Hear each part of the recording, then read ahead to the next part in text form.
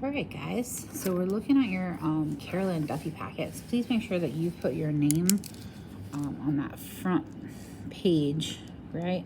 So that you, when you turn it in, get credit, because I am going to keep these, okay, over the summer. So we're going to start here with Shooting Stars, which is on page 2.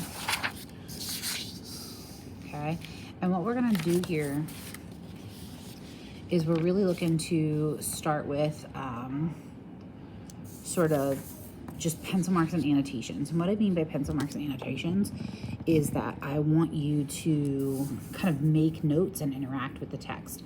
So underlining and circling is not going to count as annotations. It needs to be like actual comments, questions, connections that you've made where we're actually like writing down words.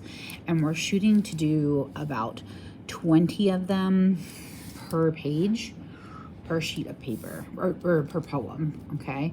So I'm gonna start with this poem, and I'm gonna read it through kind of one time to myself, just to kind of make sure that I got like a sense of what the poem is. And I'm not gonna make any marks, I'm just sort of trying to absorb the poem. So go ahead and pause the video and you can go ahead and do that. So now that we're back, now we're gonna go through and we're gonna kind of start making some comments and sort of making connections and just sort of seeing what do I notice in this poem so that I can start sort of making meaning out of it. So I'm going to start here with Shooting Stars with the title, because the title sometimes gives us a meaning that we can make predictions on. And typically I think we sort of see shooting stars as something lucky. We sort of associate that with space and sort of like, you know, actual shooting stars. And so like overall generally has kind of like a positive connotation. And so that's kind of interesting. However, I notice, you know, that we sort of start right away with sort of this really negative imagery in this first stanza, right? And so like after, so there's some kind of shift. I no longer speak, right? So we're talking here about point of view. So they've silenced the speaker. They break our fingers. So there's this like real sort of like moment of violence and darkness in this poem, like right to start with. So that sort of contrasts my initial prediction of like this idea of it being lucky. I'm not sure that that's what this poem is going to be about.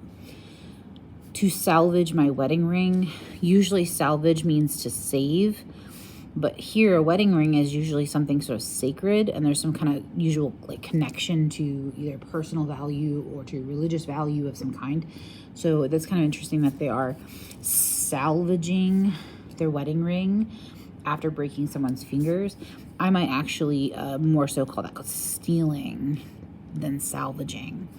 Rebecca, Rachel, Ruth. So there's some like kind of alliteration there. There's also like, those are all women's names. They're all also biblical names. So are these all biblical names? Aaron, Emmanuel, David, those are all men's names, right? Stars on all our brows, beneath the gaze of men with guns. So there's like kind of, again, a threat in that imagery of these men. And the stars on all our brows is kind of interesting, because I think these are all also historically Jewish names that are associated with Judaism. So this is kind of interesting, and I don't know if that's kind of referencing this idea of Judaism, or if this is referencing kind of the guns and the targets, but we'll have to come back to that. So then we have a stanza break. Upright as statues, brave. So these are our daughters, upright as statues. And this is sort of like, to me, feels a little bit dehumanizing, because people are not necessarily statues. And brave, again, beneath that threat of violence. You would not look at me, right? And so like maybe there's here like an element of like trying to save or protect that person's feelings, because if you're in this like really intense moment, you might not want to look at the people that you love. You waited for the bullet and then fell. And that fell becomes, oh, so ominous, right? And sort of suggestive of death. And that maybe makes sense here because you know that the end is going to be bad. And so you really don't want to kind of see loved ones in that kind of intense moment. I say remember. I think it's really interesting that that's in capital letters. And then we have repetition. Remember these appalling days which make the world forever bad. So this is kind of like a historical reference. One saw I was alive. One, this has to be a soldier, a man with a gun.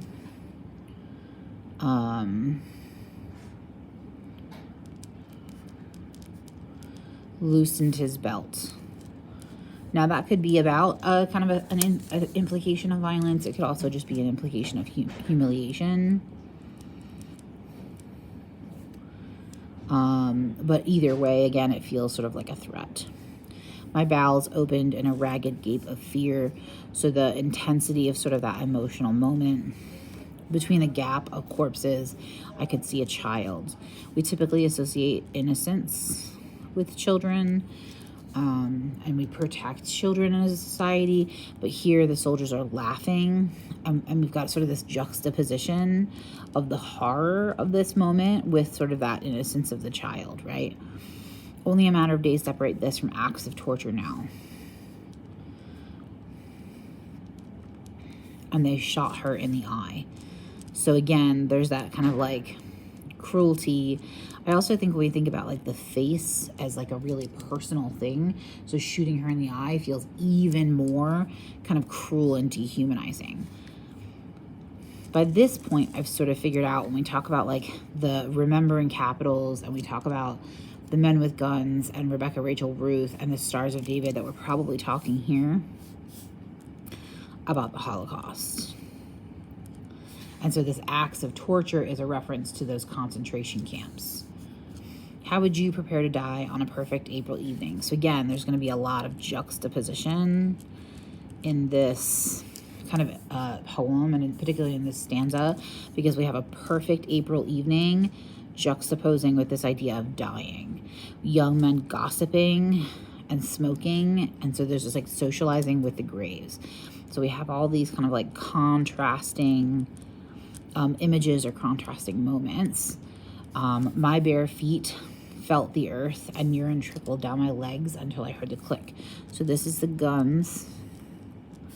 And again, this kind of intensity of emotion.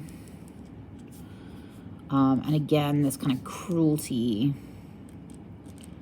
that the soldiers are sort of showing to the victim, right? And I think this detail of my bare feet felt the earth is just kind of interesting because again, it's like this really human moment. So I'm just gonna write human moment because I think that's kind of interesting. After immense suffering, so here we have like some anaphora, after. I'm just gonna write anaphora. So I've got immense suffering, so there's darkness, and then T on the lawn, and there's lightness. So terrible moans, and a boy washes his uniform. And this history lesson is supposed to be a history lesson. This is the Holocaust. So that I'm going to count as a dark moment. And children run to their toys. And again, so there's this light moment. So we have, again, this kind of juxtaposition of, you know, heavy and dark intensity with sort of like lightness, right? And the world, so this is all people turn in its sleep, right? So they're just kind of dreaming. And we have this nice alliteration again: spades, shovel, soil, Sarah, Ezra. So we have all of these like S sounds and alliteration. So again, that kind of juxtaposition of the sleep with all of the kind of darkness of these people being buried. And then we have sort of a shift, right? So sister, so she's talking to the reader. And I don't think she means like literal sister. I think she's more talking about like comparative of experiences and sort of the links of people. If seas part us, so we're talking about kind of distance. Do you not consider me? So think of me and my situation. Great. So it's this idea of like kind of seeing or understanding the kind of experiences of folks who've been in the Holocaust. Tell them I sang the ancient psalms at dusk, so we've kept the traditions, even in moments of suffering. And inside the wire,